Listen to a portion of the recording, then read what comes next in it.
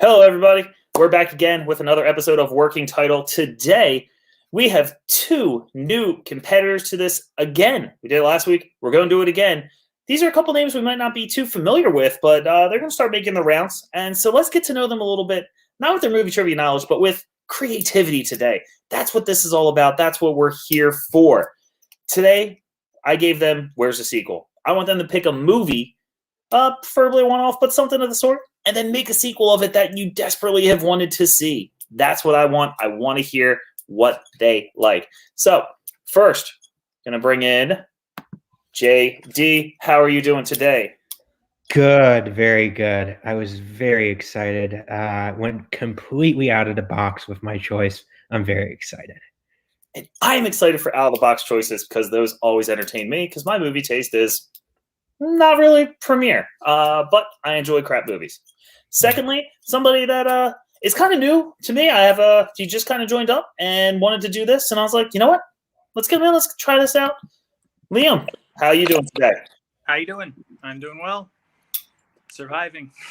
I feel that surviving is the way to go at this point in whatever the world is doing right now. Just a fellow movie fan joining in on all the madness. Welcome. Enjoy. Madness is what we always try to bring here. Madness All is right. good. So, as everyone knows, we've given you Where's the Sequel? Round number one, JD is going to pitch first in a round that I call Hit Me With Your Best Plot. Yes, it's nerdy. Yes, it's stupid, but I don't care. I created it. It makes me laugh. It's staying. So, each of you will get 5 minutes. I have my little timer here to give me your pitch. I just want to know your beginning, middle, and end. I want to know any twists and turns you might have in it. Don't worry about who's playing who. Don't worry about your director. Just tell me what's going on in your movie. What is going to happen, JD? When I'm done talking, I'm going to wait for you to start before I start my timer. So I give you the maximum 5 minutes. So whenever you are ready, enlighten me. All right, I'm ready. Okay. Go for it. So, my sequel pitch is to a film that was ahead of its time, was hampered by fan expectation, and deserves another shot. I'm first referring to 2003's Looney Tunes, Back in Action. This was a meta comedy where Daffy, tired of playing second fiddle to Bugs Bunny, decides to team up with DJ, a former stuntman, to revitalize their careers. Together, they go rescue DJ's dad, who's been mysteriously kidnapped by Acne, which is basically Spectre. Every Looney Tunes villain works for them. It was just a really fun movie and way better than Space Jam. So, my pitch is called Looney Tunes, Wile E. Coyote Strikes Back. It's been roughly 15 years after the first film. The chairman of Acne is still licking his wounds after another defeat at the hands of WAC, the previously unnamed spy organization that DJ's father worked for in the first film.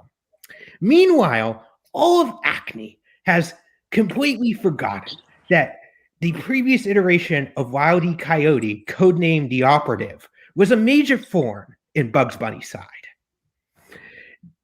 Sarah Summers, she is a rising exec at Acme. She remembers this and decides to revert Coyote back to his previous form. This almost immediately completely backfires on her, since Wile E. Coyote, being finally able to speak after decades in his more popular form, recalls the glory days and a continuation of the meta humor of the first film, and decides to usurp every human executive in Acme, with the exception, of course, of Rhys Davis. Because in Wiley's words, you need somebody to fight our human male protagonists. Speaking of our human male protagonists, Sarah flees to Area 52, the headquarters of WAC. This is where she finds John David, Reese's brother, who joins WAC after he found out his brother was part of Acne in the hopes of turning Reese back to the good side. DJ, Bugs, and Daffy are all also there. They joined WAC after the first film, with DJ now being the head of WAC. Unfortunately, this was all part of Wile E. Coyote's plan. He figured Sarah would flee to find Reese's brother, leading him straight to them. Wildy and a group of other cartoon characters, Marvin, Sam, Elmer, among others, kidnap DJ to find the whereabouts of Mother. Speaking of Mother, Bugs, Daffy, they think it's the DJ's predecessor. So they go up, Sarah, John, Bugs, and Daffy, they team up to go beat Wiley to the punch and save DJ. They go try to meet Mother, who's retired to their island in Nantucket, filled with booby traps. What follows is a zany sequence where Daffy just falls into every trap, freeing everybody to make it across safely. Of course, when they finally see Mother, she has no idea about any previous iteration of Wiley. After all, there have been several Mothers before her. This is where Daffy recalls a previous conversation he had with Granny that WAC was once a military branch during World War II before it was part of the U.S. Civil Defense Department. So maybe Granny will know more. This visit to Granny reveals the film's big twist, that she was the original mother of WAC, and that Acme, WAC, and WB have a very dirty secret involving Coyote. Coyote was once named feared across WAC and Acme, with Damian Drake, aka DJ's dad, his biggest rival. That is, of course, until the higher ups at Acme and WAC decided the rivalry had grown stale and wasn't generating enough revenue. They decided, in conjunction with WB, who similarly felt his rivalry with Bugs have grown stale, to revert or to turn Coyote to his more popular form. Anyways, this leads to a climax in Acme underground base at the center of the earth. John and Reese fight, then reconcile. You think John and Sarah will get together, but instead she just double crosses him to get back to Acme. And Wildy escapes to a new series of shorts with Bugs, revitalizing the Looney Tunes reactable shorts. This film just has the opportunity to provide a commentary on film companies who squeeze every last cent of an IP, regardless of the quality, and then completely forget those iterations existed after audiences told them they just wanted a good movie. All right. I like that. That was not expected, which is great. I did not expect that. And when you said Looney Tunes back in action, it already caught me off guard. But that was a really well thought out pitch. I can see the parts of the zany comedy in there that you need with the Looney Tunes. It also has a couple good twists in it. It kind of brings it back a spy thriller with Looney Tunes in it. I'm a fan. I like it. You definitely thought this through, and that is appreciative. It seems like I'm a little curious of some of the cast just to see if it changes. I haven't seen Looney Tunes back in action since probably 2004. So it has been a minute. So we'll see what happens there. Excellent work. Very well thought out. I liked it. Liam, now it is your turn. Your 5 minutes will start whenever you start talking. So whenever you're ready, go for it. Okay, so this is going to be a little off the cuff because I can't see my notes. But what's interesting is I also picked a movie that really represents like the meta comedy genre, science fiction, semi-parody genre, a movie that I think we should have gotten a sequel to. Nowadays, I wouldn't say we could get one because some of the actors are departed. But if this had come out in around 2010, that time frame, what I chose to pitch is a sequel to Galaxy Quest. I don't know if you've ever seen this movie, but it's a really great, also kind of ahead of its time look at meta humor and straddling that line between parody and serious kind of sci-fi mixed in with comedy. It's not really parody, it's an original story, but this would be continuing that, and also coming out around that era, about 10 years after the first one, would really lean into taking advantage of the Hollywood trend of reboots and continuations, and about around the same time that the Star Trek reboots came out. So this would be taking off of that, and also the first movie took off a lot of the original Star Trek series This one would mix parodying that with also parodying the Next Generation and reboots in general. It would begin with On Earth. The series has been out, and the sequel of the series that ended the first movie has been out for a while, and Hollywood is gearing up to make this kind of big budget remake of the original show, much like, the Chris Pine Star Trek that came out in the late 2000s, early 2010s. And this would see kind of the entire original cast disgruntled that all their parts are being recast. You would get these kind of big Hollywood actors coming in to make the whole thing more serious and more gritty and more grounded. And just as Hollywood is kind of trying to pull together this big movie, the kind of real world aspects of that science fiction world come back into play. And the aliens in the first movie, the Thermians, they kind of left at the end of the movie off onto their own adventure. The main surviving guy, I think his name is Enrico. I forget his last name. I know it starts with a C. Very funny dude. He shows up on Earth just as the remake is about to come out, and kind of just signaling, heralding this new threat that's actually out there in the universe. He's looking for the original cast that he connected with before. He is kind of the last surviving member of his group. He's coming to warn, but he has to kind of go to the reboot crew and say that these new bad guys are out there, and this threat would be basically the Borg from Star Trek The Next Generation. The first movie kind of played off the Klingons. This movie would play off the Borg and kind of go into the Next Generation category. He brings the reboot crew and Tim Allen, because we've got to rope Tim Allen back into space to fight this threat. Tim Allen, I'm not going to say we just bring the whole original cast and the reboot cast all up into space together, because they're having like a feud at the premiere or something of that nature. They all get beamed back up into space, out to fight the Borg. Now, about halfway through the movie, they're arguing. The original cast and the reboot cast is like, they can't agree on how to fight these, cyborg enemies that are also kind of inept at the same time. It would really play on that kind of monotone, just get a bunch of really awkward comedic actors to play these, half threatening, half just really silly cyborg people.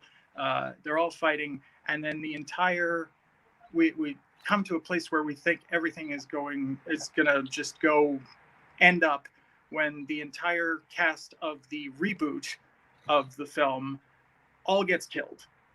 They all die. Only the originals are now left. Everything looks hopeless. And at the climax, what happens is these cyborg, Borg people have actually come back in time to take over Earth. Kind of like in the plot of, if you've seen Star Trek First Contact. So following them back through time to save the day and getting a few cameos in at the end is basically a takeoff of the cast of Star Trek The Next Generation. It's another group of people, this time not actors, it's from Earth's actual future. They come in and they have to basically like clean up shop. The bad guys get, exploded in some way or another, except for the Thermian aliens who got turned into cyborgs will be rescued. They'll be kind of uncyborged. There'll be some sort of comedic thing going on with that.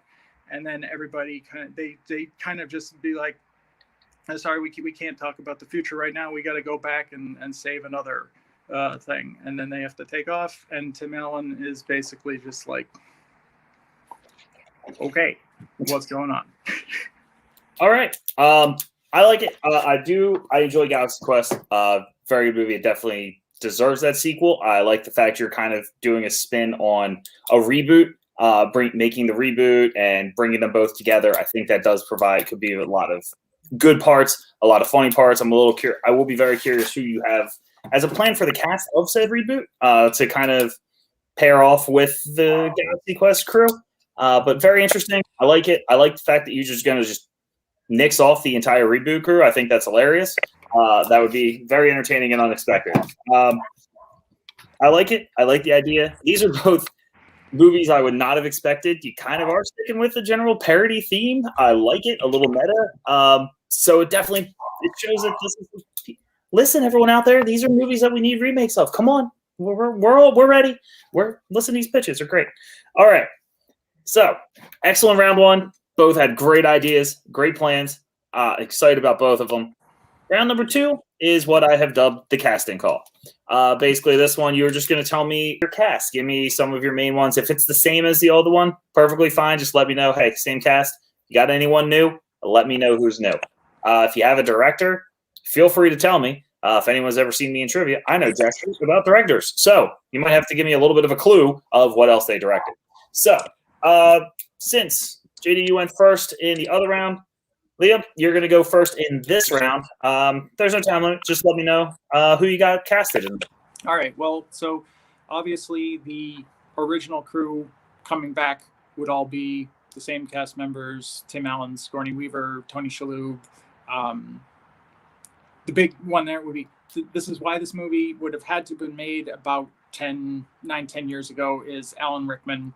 That was a key kind of thing with me of like, I always wanted to see a sequel to this. After Alan Rickman passed away, I was kind of like, we can't do this anymore. He was a big part of that.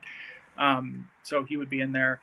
As far as the reboot crew goes, so we're basically having to find analogs for all of them, people who would probably be looked at in Hollywood at that time as like, these are like big people. I wouldn't say they're supposed to be their actual people, but like, you know, these are people that can play serious and also play funny at the same time. That was a big important thing of not having this be like just, I almost pitched a Spaceballs sequel. I am a big Star Wars fan. That's another one that could go off on a whole thing, but I kind of picked this because it wasn't just like, oh, this is goofy, silly. They kind of actually played it as serious, but then injected that comedy into it, which is, I think, what made it such a great movie.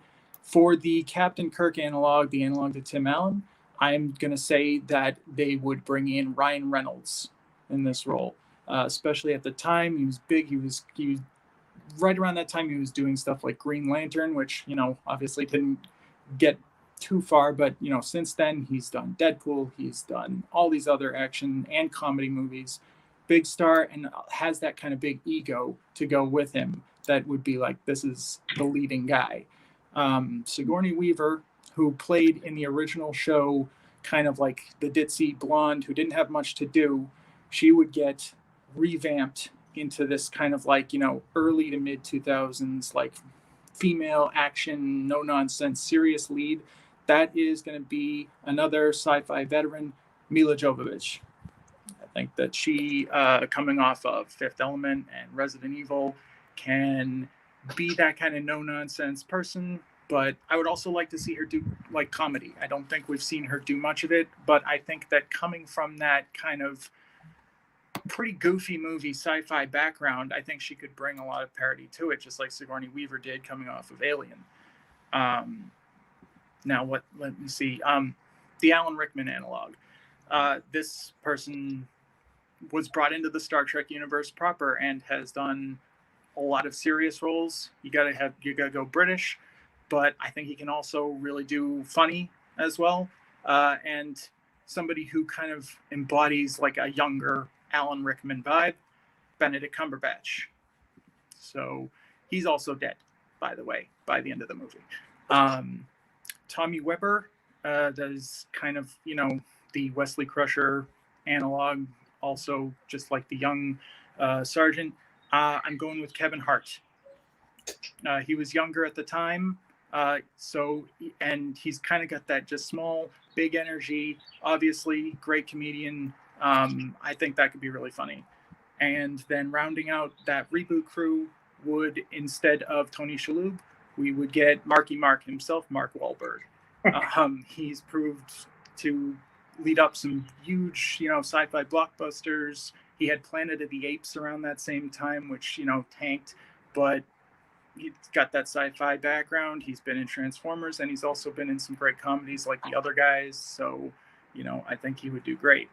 To round out the cast, though, you got to do the Borg themselves, which I think you could have great opportunity for some really just throw in some awkward, great 2000s comedians from like SNL or The State. If you've ever watched Reno 911, I'm picturing Thomas Lennon as a cyborg, that whole crew, Joe Latrulio, and I would see the Thermians would be part of that. So Rainn Wilson's a cyborg, and I think it's Jeb Reese, his name, also cyborg. Just some goofy ass guys. Throw in Will Forte, throw in Bill Hader, get some Saturday Night Live alumni in there. And I can't see my notes. I had a really good Borg queen, but if you want to just go for the fences, just throw somebody like Kristen Wiig in there, or even do a Catherine Hahn, who just proved herself in WandaVision as somebody who can be both, hilarious and just kind of creepy at the same time. Also, as just an ending note, you would get those cameos of the Next Generation crew. I'm thinking I wanted for a Picard analog. I was going to go with a comedian, but then I was like, this guy can do comedy and action really well. Michael Keaton as basically the Captain Picard, surrounded by, I would go Patrick Warburton as his number one. I would throw Craig Robinson in there as like the LeVar Burton analog. And I would also throw in as like the Data character, I would go Alan Tudyk. I mean, it's almost like me and you're bantering to me, and you're like pandering to me right now with Alan Tudyk. Maybe throw in Tina Fey and Amy Poehler as the female members of that crew.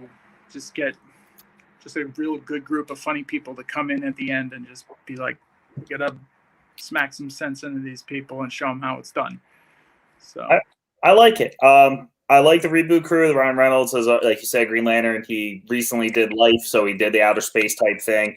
Mila Jovovich, obviously Fifth Element, a little comedy element there, a little bit, but also in Zoolander had her comedy element there. So she does have a little bit of chops there. I like all the others. They're all solid. They've all done their comedy.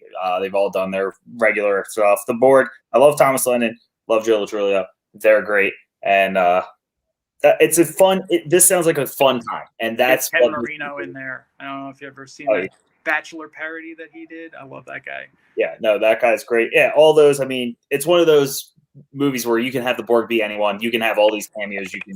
I like it. I like the idea. Very smart. A lot of fun.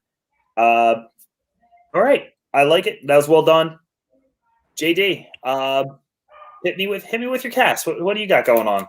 My cast is not. Again, unfortunately, it's not nearly as big as his, but I do think I still got a pretty good cast here. So first off, I'm going to start off with the returning cast. Back as the Acme chairman at the beginning and the end, Buttons, you have Steve Martin. I really loved Steve Martin in the first film. His zany kind of sense of humor played off really well with the Looney Tunes. Then, of course, you have back as Mother, Joan Cusack. Again, she, her quirkiness and her the eccentricity that she kind of vibes off. You would believe that she would retire to a island in Nantucket filled with booby traps. So I want to bring her back. Then. Again, coming back as DJ, Brendan Fraser. He was really good in the first one. Actually surprisingly made very fun of his persona in the first one. I think he can continue that here. Again, very recently, he's been very good on Doom Patrol and Trust, the Getty show. If people haven't seen that, I would suggest you guys watch that. And then lastly, in a flashback sequence, the Acme big reveal flashback sequence, you have Timothy Dalton coming back as Damian Drake, DJ's father, playing with his, James Bond persona. Now, for our new cast, as Sarah Summers, the triple agent, if you will, throughout the movie, I have Catherine Hahn. If WandaVision proved anything, is that she can effortlessly play through any time period, any type of sense of humor, and I think she'd play off very much with the Looney Tunes. Similarly, my casting for our male protagonist, John Davis, I have Tom Hiddleston. With the hotel manager, I think he plays in the spy genre role. He's very charming. And then also, just a cherry on top of all of this, he's also played around with the Muppets and the Sesame Street gang. So it just seems I need to see him interact with the Looney Tunes. Then the last kind of role that I have, the last new role that I have, Rhys Davis is kind of our new Bill Goldberg in the movie. Bill Goldberg was in the original one as kind of this mute henchman. That's kind of what I'm playing off with Rhys Davis here, but I want to stretch him out and do real some emotional moments too with the brothers' relationship. And I feel like John Cena, between blockers, seeing these trailers with, the new Fast movie, I've been really impressed with his kind of acting chops over the past couple of years. So John Cena is who I have as Rhys Davis. And then the director, I have a director too, Lord and Miller, because after the Lego movie, which was also a very meta humor thing, I think, and balancing the role, I think that they would both balance the Looney Tunes humor and the meta humor very well. So that's it. Oh, excellent. Obviously keeping the original cast that works. Again, it's been a while since I've seen this, but just rehearing the Joan Cusack, does she seem like someone that would have a bunch of booby traps on an island somewhere? Absolutely. I can see it. It makes sense. The Tom Hiddleston I like. I do think he can do a solid comedy. You watch him in Thor Ragnarok, he has those moments of humor. He has that ability. He hasn't just been able to showcase it yet, and this would be a great time. Like you said, Catherine Hahn would work out really well with Looney Tunes. She does have a little chaotic energy in a lot of her movies. When you go to like Bad Moms or something like that, she's hilarious. And this would be a good time to bring out that chaos as well. And like you said, Gordon Miller, Lego movie was fantastic. I really enjoyed it. Could bring this meta, fun, zaniness that you don't really expect out of this. Really good. I like all this. Even John Cena too. Yeah, obviously he does have a lot of good. Even the couple of minutes in Trainwreck, I almost died on the floor laughing. Yeah. Great cast, really well done. Both of these movies are super interesting and odd. Like they're similar in some ways, but also they have their differences, which make them. But I kind of like the fact you both did a comedy. Like some people would pick that crime film where you need that secondary effort. No, comedies need their sequels. They need that extra little bit to just keep the story going. So I like both of these a lot. What we're going to go into now is our third round, which I have dubbed the comment section. Why have I dubbed it the comment section? Because have you been on Facebook or YouTube? Where are people kind of the dickiest? That would be the comment section. So this is your two chances to tell me why your movie is better. If you want to say something about the other movie, about why it might not work, feel free. I'm just going to sit back here and watch the show. If you guys kind of start saying the same thing over and over again, I'll put an end to it. You'll give you a 30-second closing statement, and we'll go from there. But so whenever you guys want to go, whoever wants to start, feel free. Just do me a favor. Try not to talk over each other too much. Try to let everyone get their statements in because this isn't a straight argument. It is a debate. So, if you want the honors. Okay, I will. My biggest problem with your pitch is the fact that you're going with the reboot and the reboot route, parroting the reboots, for a couple reasons. Number one, just I feel like the internet has parodied the Star Trek reboots to death. I feel like it's covered ground. Why do we need a movie to do it? And then even in 2010, even when we're going based on what we're doing, this it still was even around that time, people were parodying like the lens flare and his sandbox, J.J. Abrams sandbox. I just think it's been done. I don't think we need a movie about that. And then I guess the other thing is too, we also did have a movie that did parody reboots. Its name was Scream 4, and it wasn't very good. So those are my two biggest problems with your pitch. Okay. In rebuttal, I think I would say that the cult following of Galaxy Quest is something that like you could really build something by it. It had a lot of really good writing. I like the fact that the director they went for, I honestly I forget his name right now. I would bring him back to do the second one because he just encouraged a lot of improvisation and collaboration, and it kind of made this like organic sort of it wasn't really parody. It was like it was its own thing, but at the same time it was parody too. So like playing off of that and then adding both the reboot angle and like the this is the sequel series type thing too. We're taking it one notch above. We're making it one step bigger. I think like they could have done a lot with a follow up to that. Especially if they brought that same kind of comedic team back and added in even more, like, of those other people that could have added their own spin on this thing. That kind of meta humor evolved, I think, to a different place about it.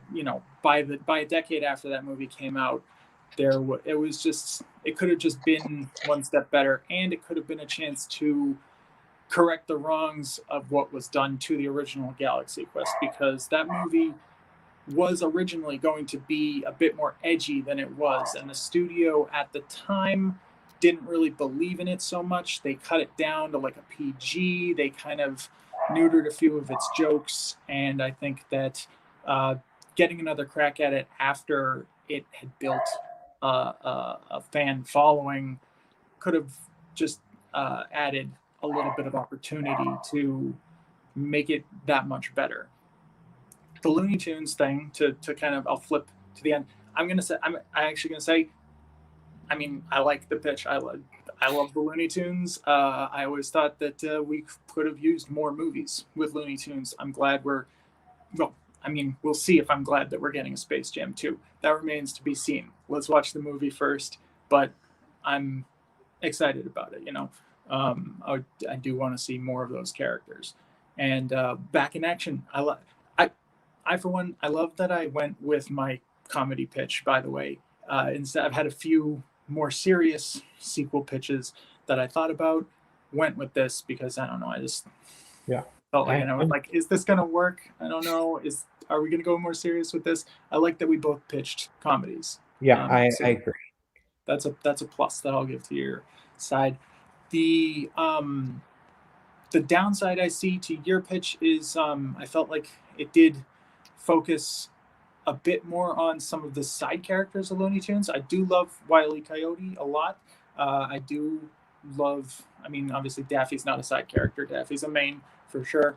But I could use to see a bit more like focus on something more to do with the main like core cast. Give Porky more to do. Give where's Lola? I always thought that she was very underused after being introduced in the first Space Jam, and I don't know, the positives I see. John Cena, that's a great pick. Seeing him interact with the Looney Tunes, no complaints there, and obviously bringing back Brendan Fraser, bringing back the whole original cast. That sounds great. I haven't seen Back in Action in hot minute, so I forget a lot of it. But Okay. I don't know. I could see the Looney Tunes benefiting more from, I don't know, just I feel like it still needs a little something extra. I can't put my finger on what that is, but I mean, I do like the direction that it's going so far. So I feel like there needs to be a little bit of a punch somewhere. I can't put my finger on where that punch button is. Okay. Here's a couple of my rebuttals. To me, you see the fact that you're focusing more on Wile E. Coyote as a negative. I see that as a positive. Here's why. Because, you know, people, as I said, people forget that Wile E. Coyote was once a major foil to Bugs Bunny. They just think of him as they think of him as a punchline to Roadrunner's jokes, and it's just that's not the truth. He was a foreign to much to the annoyance of Bugs Bunny. That's kind of what I'm playing with here. You have this Bugs Bunny Coyote rivalry going on, so I wanted to bring that back. Just me personally. Me selfishly, I want a new series of shorts of Wile E. Coyote, super genius. I do like the fact, not to interrupt or anything, I do like the fact that you have the idea to make him talk more. I think a lot of people do forget that he did talk a bit. Like they kind of silenced him as a character. In the latter and again, days. that's really what I'm playing with here. The meta again, and you can play that with the meta humor of Looney Tunes back in action. The fact that you silenced him, and now he gets to come back in full form. The other kind of that's kind of what I'm going for there. To go back to your kind of the problem I see with your again playing with the cult following thing. Again, I hear what you're saying with that. And again, I love Galaxy Quest, don't get me wrong. But you know what also had a big cult following and they did a huge sequel to, and it didn't do very well. And there were plans for a movie that were just scrapped. Blade Runner 2049. I love the movie, but again, I just don't feel like that's the kind of this is the kind of pitch to bring them back, as opposed to my movie where you got to remember back in 2003, people were expecting a Space Jam sequel.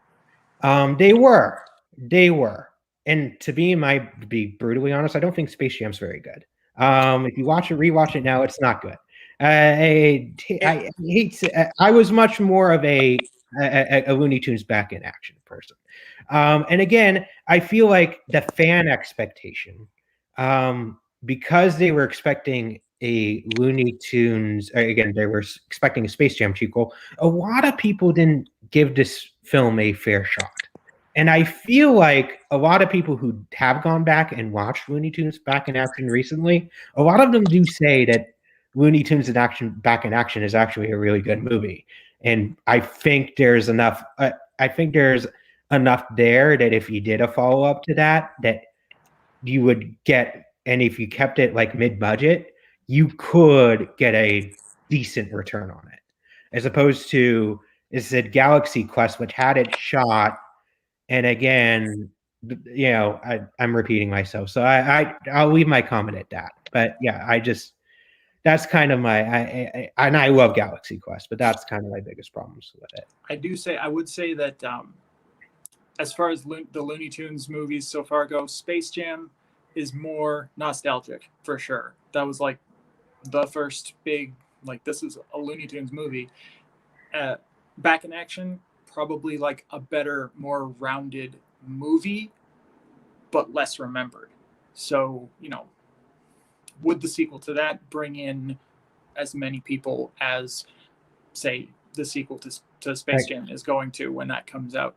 Like, I think there's a reason that they are going in that direction in reality, and that they didn't do another Back in Action. But I will agree with you that I think it's probably it had more of a plot. Space Jam basically like there's a basketball game and it's Michael Jordan. I believe it evolved out of a Nike commercial. Yeah, from what I remember. Yeah. But I mean, that soundtrack, though, that soundtrack.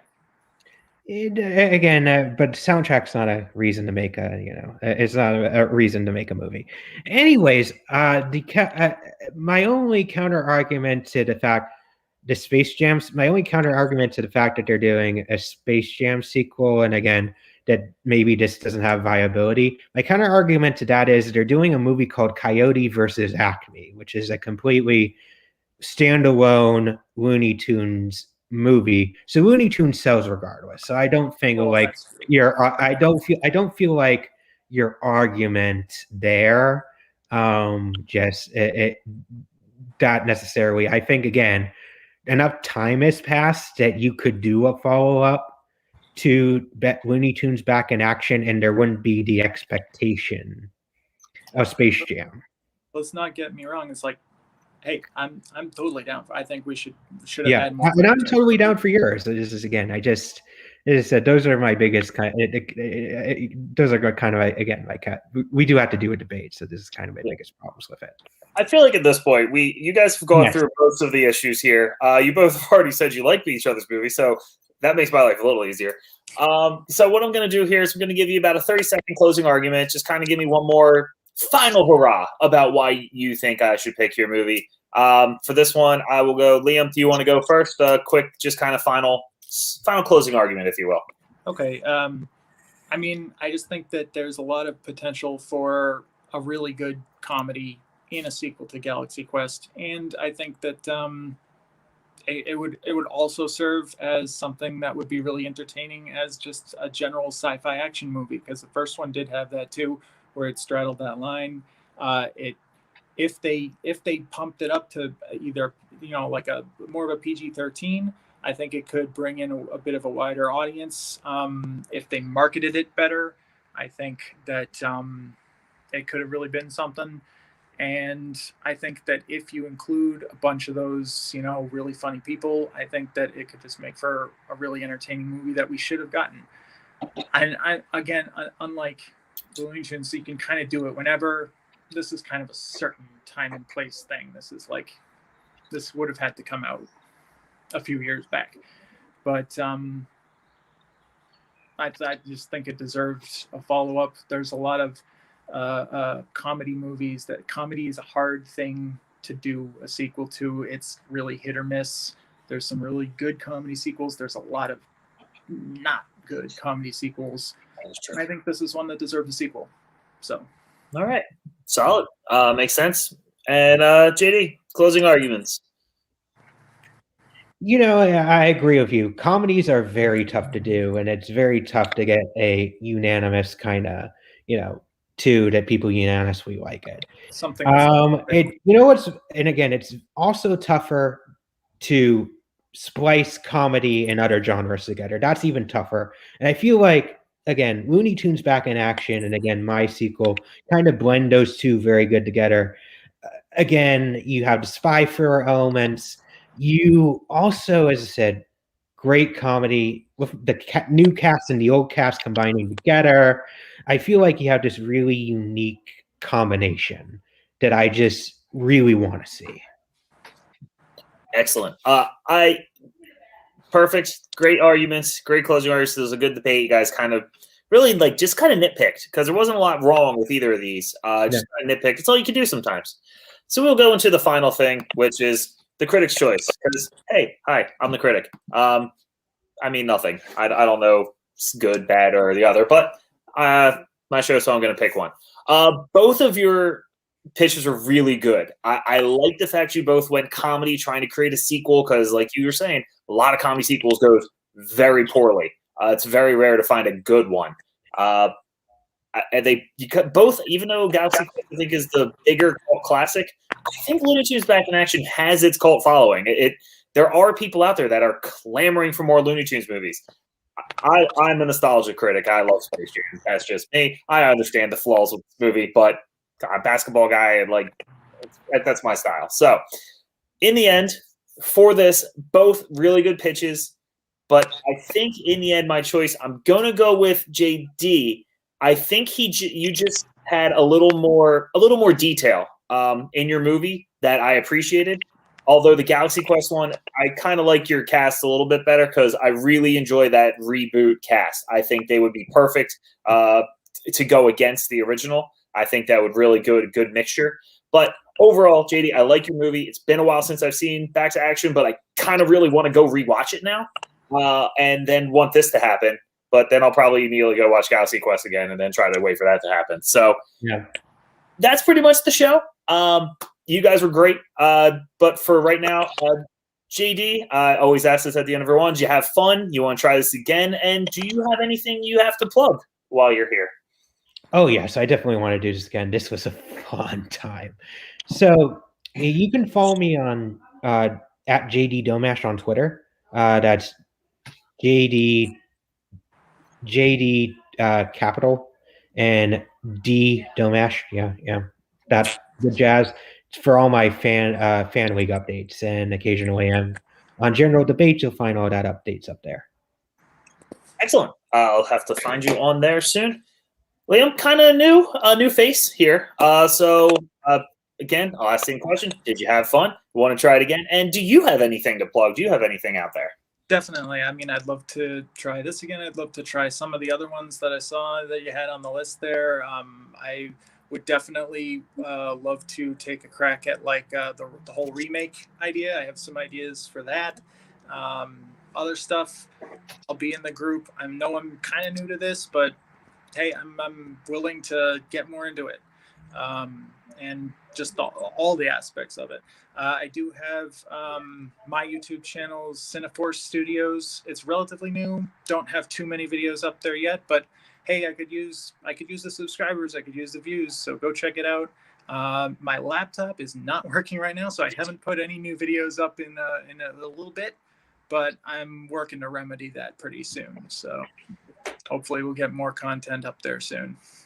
Awesome. Very cool. Yeah, everyone, go check that out. Go everywhere. Like everything. Do it. It's not that hard. It's a little button. A little thumbs up. Do it.